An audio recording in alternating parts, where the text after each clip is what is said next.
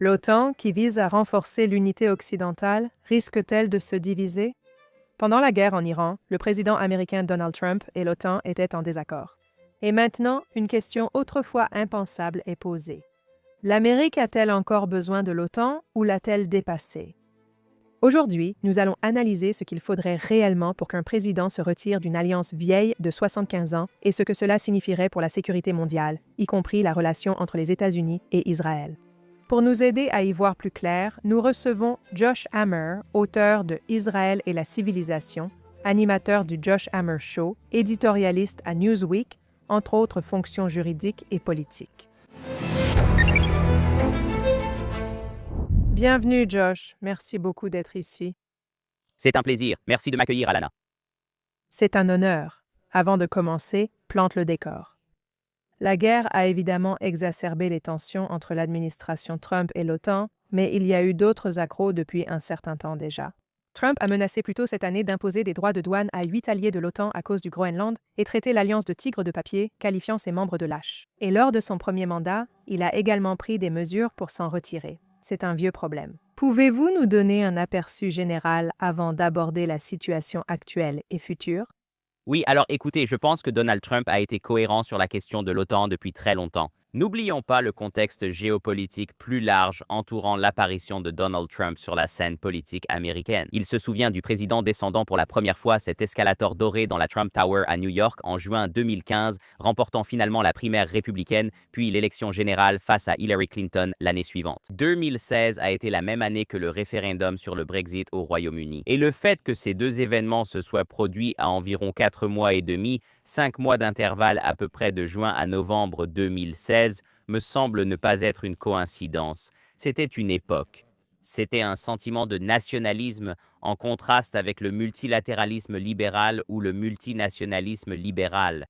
Et c'était en quelque sorte une fin symbolique, ou du moins le début de la fin, ou au moins une tentative de mettre fin. Si rien d'autre, cette ère post-guerre froide de bons sentiments, si vous voulez, de mondialisme, a été en quelque sorte parfaitement résumée, en partie, par ce conseiller économique du président George H.W. Bush en Amérique au début des années 1990 qui a dit célèbrement « Puce informatique, chips de pommes de terre, quelle est la différence ?» C'était cette idée d'absolutisme du libre-échange et de toutes ces organisations multinationales comme l'OTAN ou l'ALENA, surtout pour nos accords avec le Canada, le Mexique, etc., ici en Amérique du Nord. L'OMC, l'Organisation mondiale du commerce, l'OMS, l'Organisation mondiale de la santé, c'était en quelque sorte le paradigme que le référendum du Brexit au Royaume-Uni a remis en question. Et Donald Trump a vraiment mené campagne et il a été élu sur cette promesse ouvertement nationaliste de MAGA, rendre sa grandeur à l'Amérique, en contraste avec les préférences de ce qui était en réalité le statu quo d'un élitisme mondialiste, multinational et bipartisan. Donc, cette structure de l'OTAN a été, je pense, un élément central de l'attrait politique de Donald Trump, en réalité depuis ses tout premiers jours de candidature sérieuse à la présidence des États-Unis. Et il a pris de nombreuses mesures pendant son premier mandat de 2017 à 2021 pour essayer de s'assurer que les partenaires de l'OTAN des États-Unis respectaient réellement leurs engagements.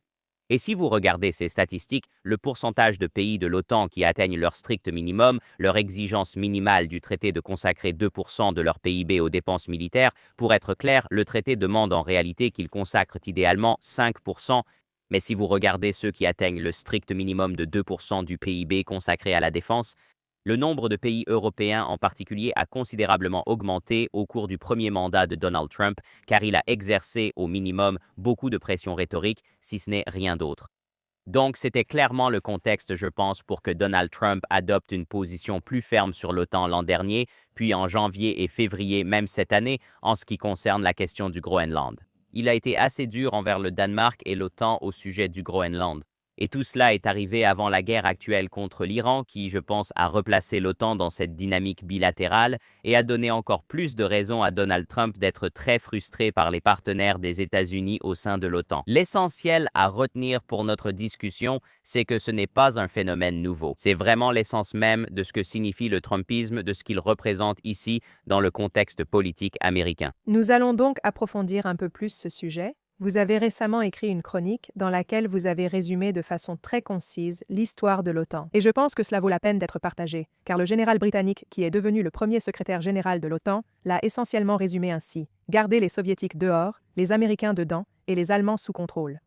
Et vous expliquez que le monde a changé. Donc aujourd'hui, pas en 1949, d'accord, aujourd'hui, quel serait, selon vous, le but de l'OTAN et à quoi sert-elle? De façon générale, à quoi sert-elle, même sans être cynique, mais vraiment, à quoi sert-elle? Oui. Pour être honnête, Alana, je ne sais pas vraiment. C'est pourquoi j'ai écrit cette chronique et que je remets ouvertement en question les intérêts durables des États-Unis comme principal et majoritaire financeur de l'engagement de défense collective de l'article 5 de l'OTAN. Revenons un peu en arrière. Comme tu l'as justement noté, l'OTAN a été fondée en 1949, seulement quelques années après la fin de la Seconde Guerre mondiale. À ce moment-là, Staline et l'Union soviétique étaient déjà clairement apparus comme la grande menace civilisationnelle pour la liberté au milieu et dans la seconde moitié du XXe siècle. Et je pense que le point clé pour aller droit au but ici, c'est que l'OTAN a connu un succès étonnant. Elle a littéralement accompli sa raison d'être, sa véritable raison d'exister. Et pour être clair, tous les Américains n'étaient pas d'accord pour dire que l'objectif était littéralement de vaincre l'Union soviétique. Il y a eu tout un débat sur la politique étrangère américaine dans les années 60 et 70. Vous aviez Henry Kissinger avec sa politique de détente. Puis il y a eu de façon célèbre Ronald Reagan qui a dit « Non, nous allons réellement vaincre l'empire du mal ». Et finalement, c'est la dernière vision, celle de Reagan, Thatcher, Jean-Paul II, qui a prévalu, et l'Union soviétique a finalement disparu dans les cendres de l'histoire. Écoute, le mur de Berlin est tombé à l'année de ma naissance, en 1989. Je n'ai essentiellement jamais vécu. J'ai 37 ans et je n'ai vraiment jamais vécu dans un monde où l'Union soviétique existait. Techniquement, elle s'est dissoute pour devenir la Fédération de Russie en 1988. Je vais dire que tu vis dans un monde où la Russie est une menace. C'est certain. Mais c'est d'une nature fondamentalement différente. Et la Russie aujourd'hui est, comme nous l'avons vu très clairement en Ukraine ces dernières années, un véritable tigre de papier. Ils échouent de façon spectaculaire à faire des avancées significatives en Ukraine. Cette guerre ressemble à une version épouvantable de la Première Guerre mondiale, avec un style de guerre de tranchées sur le front occidental, une impasse brutale sans aucune issue en vue. La Russie aurait théoriquement dû obtenir rapidement des gains décisifs dans ce conflit. Elle détient aujourd'hui le plus grand arsenal nucléaire mondial en nombre d'armes. Ces armes sont vieilles, rouillées et pas vraiment bien entretenues. Mais le fait est que, comme l'a tristement dit Kamala Harris dans l'une de ses fameuses tirades confuses, la Russie est un très grand pays. Et la Russie dispose en réalité de beaucoup d'armes, et l'Ukraine est un pays plus petit. Et à ce stade, il devrait être criant, terriblement évident que la Russie n'a rien de bon. Je ne suis pas là pour faire une quelconque apologie de la Russie. Vladimir Poutine est quelqu'un qui n'a jamais vraiment dépassé ses années au KGB. Il y a clairement un élément à droite aux États-Unis que je veux dénoncer. Il y a certainement parmi mes compatriotes conservateurs américains un élément franchement russophile qui adopte réellement une position beaucoup plus chaleureuse et favorable envers Moscou, parfois jusqu'à l'extrême. L'entourage de Tucker Carlson, ces gens-là, ils sont visiblement influencés par Alexandre Douguine, souvent appelé le Svengali de Vladimir Poutine, une sorte de porte-parole intellectuel. Ce n'est pas mon cas. Je ne fais pas ce genre d'affirmation. La Russie est un acteur néfaste. Poutine est vraiment mauvais. Ce que je dis simplement, c'est que la Russie n'est pas notre grande menace en ce moment. La grande menace pour l'Amérique, c'est sans équivoque, clairement à mon avis, la Chine. J'aime dire que la Chine est la première, la deuxième, la troisième, la quatrième et la cinquième plus grande menace géopolitique pour l'Amérique. Elle représente une menace dans absolument tous les domaines possibles pour une nation. Si vous examinez tous les exercices de simulation de guerre menés par le département de la guerre des États-Unis, nos chefs militaires, intellectuels, West Point et autres, et les jeux de guerre élaborés ces 20 dernières années, si la Chine s'en prend à Taïwan, l'Amérique ne gagne que si elle choisit de mener la guerre, et seulement environ la moitié du temps, voire moins. Elle constitue donc une menace militaire majeure. Ils représentent une menace intellectuelle à travers les nouvelles routes de la soie, mais aussi une menace géopolitique, économique et sécuritaire, et ont fait voler un ballon espion sur notre continent. Ils nous espionnent de pratiquement toutes les manières imaginables, des instituts Confucius à TikTok et j'en passe. Donc, la Chine est une menace. La Russie n'est finalement qu'une partie de la tentative du Parti communiste chinois de faire du 21e siècle un siècle chinois et non un siècle américain. Cela nous ramène donc à l'OTAN. Est-ce que cette organisation, qui est une relique d'une vision du XXe siècle où les Russes et les Soviétiques étaient réellement les menaces? Est-ce que ça en vaut vraiment encore la peine? En d'autres termes, est-ce que le jeu en vaut la chandelle là-bas? Et honnêtement, je ne suis pas sûr que la réponse soit vraiment oui, parce que je ne sais sincèrement pas ce que l'OTAN prétend représenter en 2026. Est-ce que ce n'est qu'un genre de club privé, une sorte de réunion de l'internationalisme libéral qui se veut rassurant? Que gagne réellement l'Amérique avec l'OTAN? Donald Trump a raison de poser ces questions. Et franchement, je ne suis pas entièrement sûr qu'aucun de nos partenaires européens ait vraiment répondu de manière satisfaisante à cette question pour l'instant.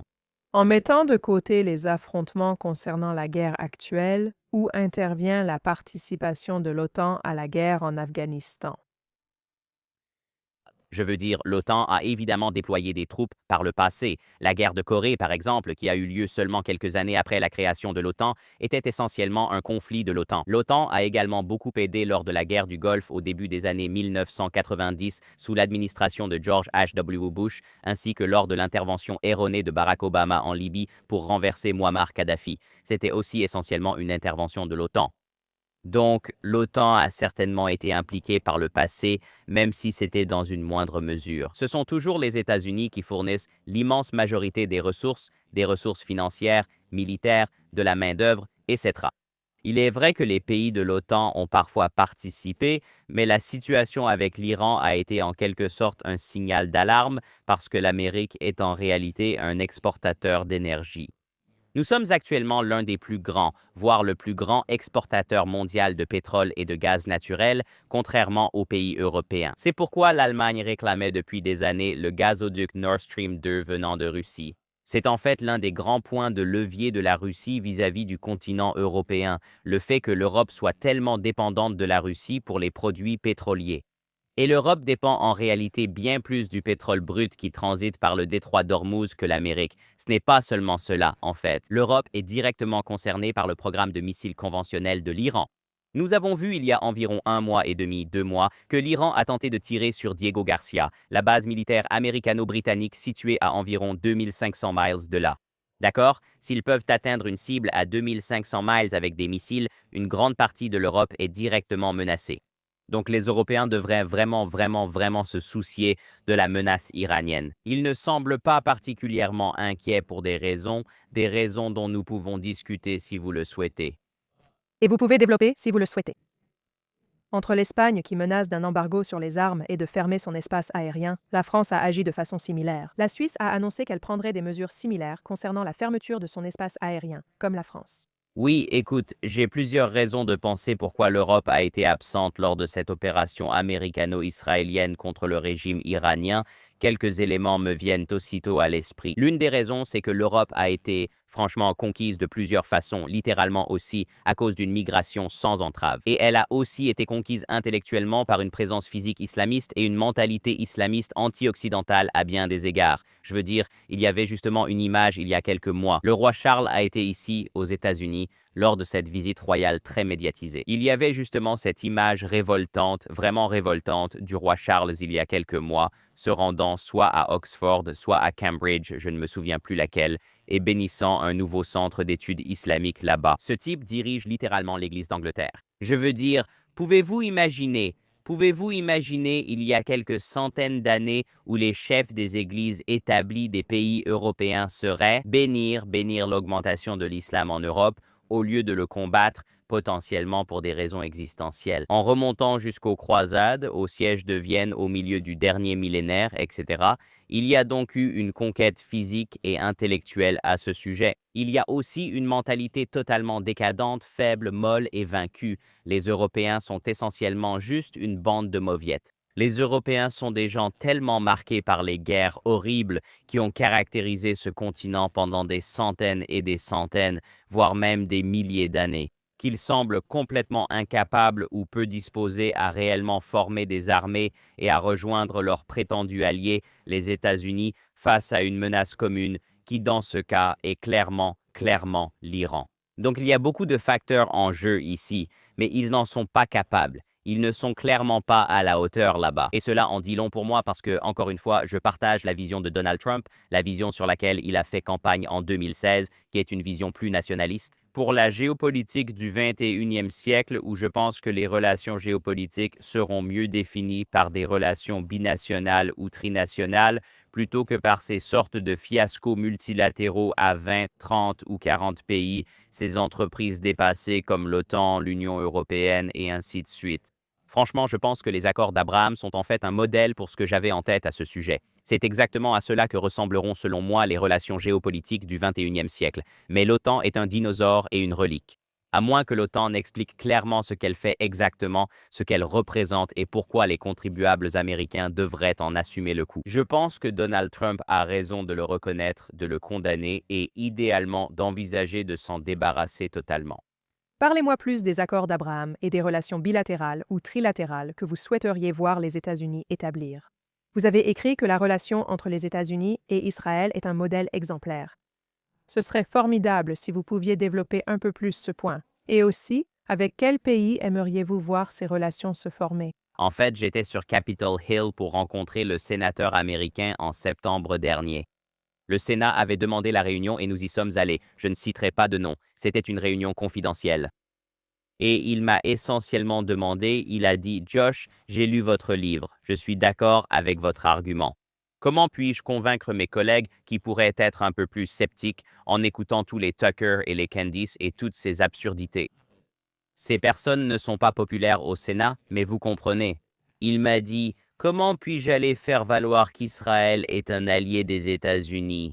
Et j'ai dit, sénateur, voici un test simple et rapide, une heuristique très rapide pour déterminer si un pays est ou non un allié des États-Unis d'Amérique. Et ce que j'ai dit, et ce que je vais réitérer maintenant, c'est que j'ai dit qu'un allié des États-Unis, en fait un allié de n'importe quel pays en général, mais restons dans ce paradigme actuel. Un allié des États-Unis est un pays qui, lorsqu'il agit dans son propre intérêt national, renforce et soutient également l'intérêt national des États-Unis comme facteur secondaire ou tertiaire. Et je pense que rien qu'à ce critère, Israël est l'allié par excellence. Parce que si vous regardez les différents ennemis d'Israël là-bas au Moyen-Orient et avec qui ils se battent au quotidien, que ce soit le Hamas, le Hezbollah, l'OLP, évidemment le régime iranien lui-même, les Houthis, ce sont essentiellement toutes des organisations terroristes étrangères reconnues par le département d'État des États-Unis ou quelque chose de très très proche de cela. Donc Israël, en agissant pour sa propre défense, aide littéralement l'intérêt national américain. Et il y a différentes façons, je pense, d'analyser cela en termes empiriques très concrets. L'un de mes exemples préférés, évidemment, le conflit actuel en est un exemple éclatant. Et c'est pourquoi nous avons notre secrétaire à la guerre, Pete Hegseth, ainsi que notre chef d'état-major interarmé, Dan Rice et Kane, qui ont vraiment fait l'éloge des Israéliens de façon très appuyée. Hegseth a à plusieurs reprises qualifié l'armée de l'air israélienne comme l'une des 3 meilleures forces aériennes au monde, avec l'US Air Force et la marine américaine, et il a souvent décrit Israël comme un multiplicateur de force. Donc, le conflit actuel illustre vraiment mon propos, je pense, de façon explicite. Mais pour donner un autre exemple plus récent, je fais souvent référence à 2024. Donc en 2024, lorsque la guerre qui a suivi le 7 octobre s'est vraiment étendue pour inclure le front nord en Israël avec le Hezbollah au Liban, cela a finalement abouti, bien sûr, à la disparition tant attendue et méritée de Hassan Nasrallah. Donc, pour remonter jusqu'à Hassan Nasrallah, quand Israël menait en quelque sorte une vengeance à la Michael Corleone contre les 5 familles, ils ont essentiellement éliminé l'ensemble de la hiérarchie et des cadres dirigeants du Hezbollah. Et 2 des individus qu'Israël a éliminés, qui à mon avis n'ont pas été suffisamment reconnus par les médias américains à l'époque, étaient 2 hommes, des djihadistes du Hezbollah, à savoir Fouad Jakor et Ibrahim Akil. Maintenant, beaucoup de personnes très impliquées dans la lutte contre le djihadisme connaissent probablement ces noms. La plupart des gens, probablement pas. Fouad Jakor et Ibrahim Akil étaient les cerveaux de l'attentat contre la caserne des Marines américains en 1983 qui a massacré 241 Marines perpétrés par le Hezbollah. C'était Fouad Jakor, tandis qu'Ibrahim Akil était le cerveau de l'attentat à la bombe contre l'ambassade américaine à Beyrouth la même année. Ces 2 hommes avaient des primes du département d'État américain sur leur tête pendant 41 ans de 5 et de 7 millions de dollars, respectivement. Rien ne s'est produit avant qu'Israël ne les élimine. Donc encore une fois, pour revenir à mon critère de ce qu'est un allié, si le pays agit dans son propre intérêt national, alors l'intérêt national américain est renforcé comme facteur secondaire ou tertiaire. Je ne pourrais guère trouver d'exemple plus clair que celui-là. Cela évite-t-il une alliance fondée sur les valeurs, une approche plus traditionnelle ces dernières années? Oui, ces dernières décennies. Oui, c'est le but, car il n'existe quasiment aucun appétit pour une politique étrangère fondée sur les valeurs dans le discours politique américain actuel. C'est une façon de penser la politique étrangère qui est quelque peu dépassée. De nos jours, elle est probablement davantage attribuée à la gauche américaine qu'à la droite américaine. Par exemple, l'intervention ratée de Barack Obama en Libye pour renverser Muammar Kadhafi en 2011 a été menée selon la doctrine internationale de Samantha Power sur la responsabilité de protéger, qui est une théorie de l'humanitarisme libéral et qui a abouti à ce que la Libye soit, 15 ans plus tard, plongée dans une immense guerre civile djihadiste jusqu'à aujourd'hui. Donc, ce n'est pas ainsi que je conçois la politique étrangère. J'ai plutôt tendance à être un réaliste pragmatique. Ma propre politique étrangère s'inspire vraiment, je dirais, de John Quincy Adams, le fils de John Adams, qui, avant de devenir le 6e président du pays, a prononcé un discours très célèbre lorsqu'il était secrétaire d'État auprès de James Monroe en 1821. Il a dit, et je paraphrase, que l'Amérique ne part pas à l'étranger chercher des monstres à détruire. Nous voulons du bien au monde en matière de liberté, mais nous ne garantissons que la nôtre. C'est une façon très différente de penser le rôle de l'Amérique dans le monde et ses responsabilités d'un point de vue moral, un rôle très différent de, disons, l'agenda de la liberté de George W. Bush, où dans le second discours inaugural de Bush en janvier 2005, il dit célèbrement que l'Amérique existe pour répandre la liberté par la force, si nécessaire, dans le monde entier. Pour moi, c'est d'une arrogance incroyable. C'est tout le contraire de l'humilité qui est vraiment devenue la quintessence du conservatisme burkéen. Et je pense que ce n'est pas, franchement, le rôle de l'Amérique, tout simplement, c'est aussi simple que ça. Mais l'Amérique est une superpuissance. Nous avons des intérêts dans le monde. L'économie et la limitation des ressources sont une réalité concrète. Et pour revenir à ce que je disais tout à l'heure, la Chine est de loin notre plus grande menace. Cela soulève donc la question corollaire, à savoir, si l'Amérique est et doit être aussi fortement concentrée sur la Chine, et je dirais même sur l'Indo-Pacifique en général. Dans ce 21e siècle, cela soulève alors la question de savoir comment l'Amérique, puisque nous sommes à nouveau une superpuissance et que nous avons des intérêts partout dans le monde, comment pouvons-nous alors au mieux protéger, sécuriser, défendre et promouvoir nos intérêts dans toutes les autres régions? La réponse, pour revenir à votre question, Alana, c'est à travers des alliances bilatérales et de petites alliances multilatérales, tout comme les accords d'Abraham. Les accords d'Abraham sont essentiellement un pacte de stabilisation du Moyen-Orient par lequel l'Amérique utilise son influence en tant que superpuissance pour rassembler certaines nations, Israël et certains des États arabes plus modérés et non islamistes, d'une manière qui serve l'intérêt national américain, parce que cette alliance existe pour essayer de contenir le régime iranien. Et d'ailleurs, je m'attends à ce que les accords ne fassent que se renforcer à la suite de cette guerre actuelle.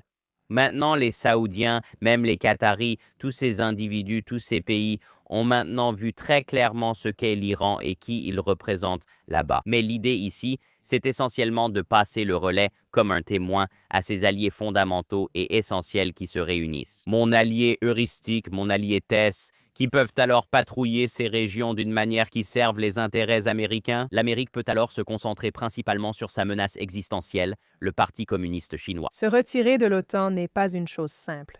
En fait, je pense que c'est le seul traité qui l'exige selon la législation américaine. Il faudrait une loi du Congrès ou l'approbation des 2/3 du Sénat pour que les États-Unis se retirent. La Maison-Blanche a une vision différente de la loi. La Maison-Blanche dispose de quelque chose qui le lui permettrait. C'est beaucoup plus permissif. J'ignore comment réagiraient les tribunaux si cela arrivait. La loi américaine permet-elle réellement, vu le contexte politique, un retrait des États-Unis de l'OTAN? Je ne suis pas spécialiste du droit international et je ne connais pas toute l'histoire des États-Unis se retirant de leur traité. L'approche classique serait certainement que, selon la manière dont fonctionne le droit constitutionnel américain, on ne peut essentiellement annuler quelque chose que de la même façon dont cela a été fait à l'origine. Un exemple très clair de cela serait la prohibition. La prohibition a donc été inscrite dans la Constitution américaine avec le 18e amendement. Comme on le sait, le 21e amendement a abrogé le 18e amendement. Donc, l'idée générale est que quelque chose est adopté par une loi. Il faut une loi pour l'abroger. Si cela passe uniquement par un décret présidentiel, il faut un décret présidentiel pour l'abroger. Donc, selon cette même logique, en théorie, il serait logique que pour nous retirer d'une obligation issue d'un traité ratifié par les 2/3 du Sénat, etc., il ne serait pas nécessaire d'obtenir à nouveau ces 2/3 du Sénat pour s'en retirer. Cela dit, je ne connais pas, pour ainsi dire, les petits caractères du traité de l'OTAN. Je ne vois pas très bien à quoi ressemblerait exactement une tentative du président de faire cela unilatéralement. Au strict minimum, ce que je pense, c'est que si l'OTAN ne répond pas suffisamment aux questions très pressantes, et je dirais même préventives, que le président des États-Unis et Marco Rubio, le secrétaire d'État, ainsi que d'autres ont posé, qui en gros, pour simplifier, est « Quel est votre but? Littéralement, pourquoi êtes-vous là? Expliquez-nous. Nous sommes le principal soutien, l'Amérique. Nous finançons toute cette entreprise là-bas. Nous veillons à ce que l'Allemagne, la France, le Royaume-Uni, l'Italie et tous ces autres pays là-bas ne soient pas confrontés à une menace existentielle de la part de la Russie, de l'Iran, de la Chine ou de qui que ce soit d'autre. Qu'est-ce que nous en retirons exactement? Si vous n'allez même pas nous aider dans une opération militaire qui, comme je l'ai expliqué plus tôt, a des implications bien plus drastiques, tant du point de vue énergétique que sécuritaire, pour les Européens et les Américains là-bas. Qu'est-ce que nous y gagnons exactement? Cette question doit être posée et reposée sans cesse. La bonne nouvelle, c'est que Mark Rutte, qui est le secrétaire général de l'OTAN, le néerlandais, adopte en ce moment un ton plutôt pro-Trump. Maintenant, personnellement, je n'y crois pas vraiment. Je ne pense pas que ce soit particulièrement sincère. Je pense que Mark Rutte est un homme qui essaie essentiellement de sauver l'OTAN en apaisant le grand patron de la Maison-Blanche. Donc, je ne suis pas totalement convaincu que cela soit franchement récupérable. Ce que je sais, c'est que Trump, Rubio, etc. posent toutes les bonnes questions. Mais écoutez, si la situation devient vraiment critique et qu'il n'y a aucune amélioration notable, ou même si ça empire encore, s'il n'y a même pas de tentative de répondre aux questions ou d'augmenter leurs dépenses de défense en pourcentage du PIB, alors, si ce problème est simplement repoussé dans son intégralité et que nous posons toujours cette question, que nous avons toujours cette conversation dans 1 an ou 2, alors oui, je pense qu'essayer de se retirer de l'OTAN est une idée judicieuse. Je ne peux rien promettre sur le déroulement ni sur la validation par les tribunaux. La majorité des 2/3 du Sénat américain me paraît nettement préférable. Il pourrait exister ou non une solution exécutive de contournement. Je ne suis pas sûr qu'il y en ait une, mais c'est possible. Mais à défaut, je ne sais pas si le pouvoir judiciaire, les tribunaux ici, le soutiendraient nécessairement. Mais si cela peut repousser le problème un peu plus loin, je pense que ça vaut la peine d'essayer, au moins pour ça. Il existe sans doute des moyens de le faire sans quitter officiellement l'OTAN, comme retirer les troupes ou couper les financements. Exactement. Oui. Donc si cela devait arriver, n'est-ce pas, ce qui éviterait en quelque sorte les obstacles politiques, ce qui éviterait en quelque sorte les obstacles juridiques, potentiellement. Quel genre de message penses-tu que cela envoie à nos ennemis principaux? Tu donnes l'impression que la Chine verrait les Américains comme recentrant leurs énergies d'une manière qui ferait d'eux un rival plus dangereux. Mais je me demande à quoi cela ressemblerait. En fait, on aurait l'air d'abandonner un ensemble de principes auxquels nous avons longtemps tenu, d'abandonner des pays avec lesquels nous avons été engagés dans une alliance longue, et souvent, pendant longtemps, fructueuse. N'y a-t-il pas un inconvénient à tourner le dos? On pourrait le soutenir. Encore une fois, je dirais que c'est une mentalité un peu dépassée des années 1990-2000, cette idée d'une suprématie américaine incontestée sur la scène mondiale. Cela n'existe plus. Nous ne vivons plus dans une ère unipolaire de domination américaine sans partage sur la scène mondiale. Nous sommes maintenant revenus à une ère multipolaire, la même ère multipolaire qui, selon moi, a caractérisé une grande partie du XXe siècle, d'abord avec la montée du fascisme, puis avec la montée du communisme. Nous assistons à la montée de la Chine et à l'expansion de son influence, portée par ses ambitions militaires et l'initiative de la ceinture et la route. Nous sommes donc revenus à une ère multipolaire. Et l'implication évidente de cela, surtout pour un pays comme l'Amérique, qui a des dizaines de milliers de milliards de dollars de dettes, c'est que nous ne pouvons tout simplement pas être le garant de la défense du monde entier. Alors, Xi Jinping, le Politburo et l'Armée populaire de libération à Pékin pourraient-ils, en théorie, regarder cela et se dire « Oh mon Dieu, l'Amérique soutient ses anciens engagements ?» Très bien. Honnêtement, ça m'est égal, je m'en fiche complètement. Je ne me soucie pas vraiment de la façon dont ils percevraient une telle décision, tant que cette décision est prise pour les bonnes raisons, orientée vers les bons objectifs et expliquée à peu près comme je viens de le faire ici. C'est tout ce qui compte. Mais franchement, Alana, la chose la plus importante quand il s'agit de la Chine est d'essayer de mettre la Chine sur la défensive, d'essayer de convaincre la Chine que l'Amérique est là et que l'Amérique compte frapper fort et que nous comptons continuer à le faire dans un avenir prévisible. La meilleure façon de mettre la Chine dans cette position, c'est que l'Amérique frappe vraiment fort. Et pour donner un exemple très simple, pendant les premiers, j'ai oublié le nombre exact de jours, mais c'était la première semaine, semaine et demie, peut-être même 2 semaines de la guerre actuelle contre l'Iran. Il n'y avait aucun vol signalé de l'armée populaire de libération chinoise à proximité de Taïwan, peut-être juste au large des côtes chinoises, mais nulle part dans la moitié taïwanaise du détroit de Taïwan. C'était totalement mort. Et c'était la première pause dans l'implication militaire chinoise en ce qui concerne l'encerclement de Taïwan depuis des années, depuis très très longtemps. Et je pense que beaucoup d'observateurs de la Chine ont vu cela, l'ont noté et se sont dit « c'est logique ». Parce que la Chine voit maintenant que ce président et ce pays sont sérieux là-bas. Donc, au final, Donald Trump ne plaisante pas. Nous l'avons vu non seulement avec l'Iran, nous l'avons vu avec Nicolás Maduro au Venezuela, nous l'avons vu dans d'autres cas et d'autres domaines également, toutes les frappes contre les narcoterroristes, etc., etc., etc. Ce président pense vraiment ce qu'il dit. Donc, encore une fois, s'il tentait réellement de sortir de l'OTAN, alors je pense que nos alliés comprendraient le message. La Chine comprendrait-elle le message? Je ne sais pas. Difficile à dire, honnêtement. Mais ça m'est égal car ce président ne plaisante pas. S'il décidait de transférer plus de ressources de l'Europe vers l'Indo-Pacifique pour se concentrer sur la Chine, ce serait une décision astucieuse et qui s'impose depuis longtemps.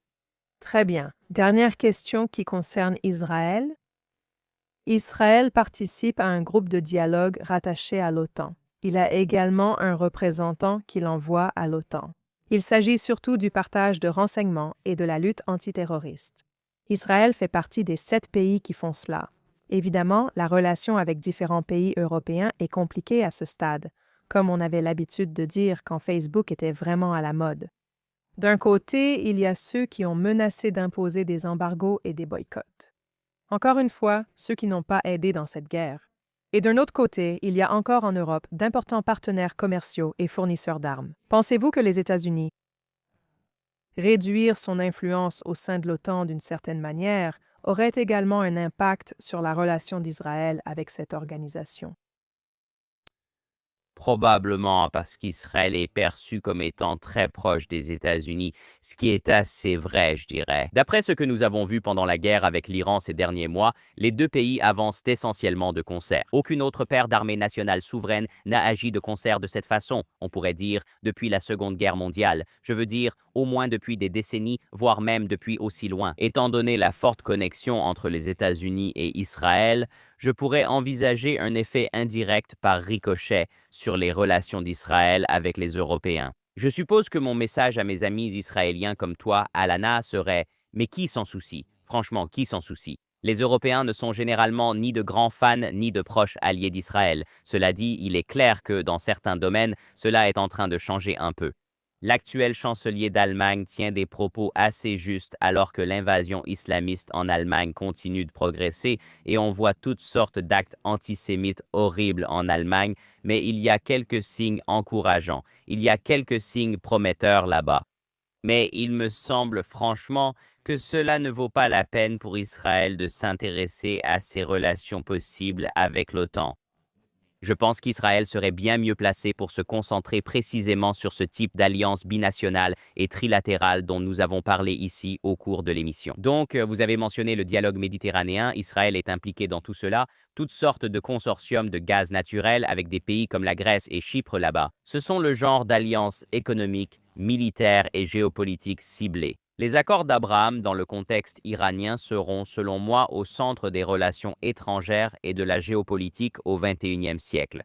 Mais l'OTAN reste un peu un dinosaure. Et honnêtement, je pense que toute cette fin de conversation serait sans doute sans objet, car si l'Amérique quittait vraiment l'OTAN, j'ai du mal à croire que l'OTAN existerait encore. Je pense que cela marquerait probablement la fin de l'OTAN, et donc Israël n'aurait probablement rien à craindre, pour être honnête. Merci d'être venu aujourd'hui malgré votre emploi du temps chargé. Une petite phrase pour conclure l'émission. J'ai hâte d'échanger avec vous pour discuter de ces sujets en privé. Alana, j'ai vraiment hâte. Merci.